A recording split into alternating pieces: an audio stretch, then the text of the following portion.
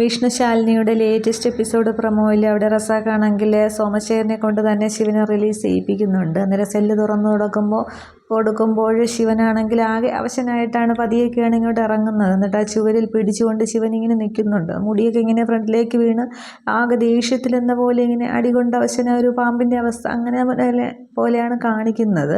അന്നേരം സോമശേഖരൻ ഇങ്ങനെ തല ഒന്നിച്ച് നിൽക്കുന്നേ ഉള്ളൂ. പക്ഷേ ശിവൻ ആകെ വീറും വാശിയോട് സംസാരിക്കുന്നുണ്ട്. നമ്മളറിയാതെ എന്തെങ്കിലും ചെയ്തു പോയാലും വർഷങ്ങൾ എത്ര കഴിഞ്ഞാലും തിരിച്ചുള്ള പണി തന്നിരിക്കും, അത് ഉറപ്പാണ്.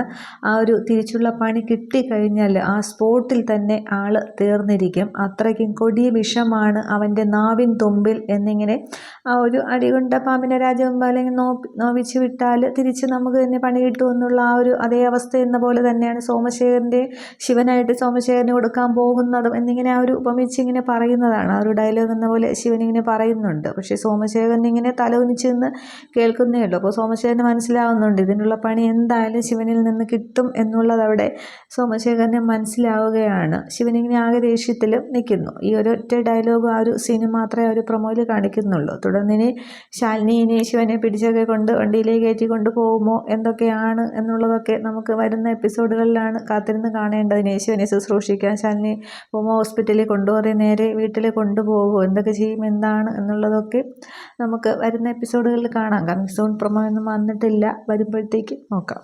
Okay, thank you.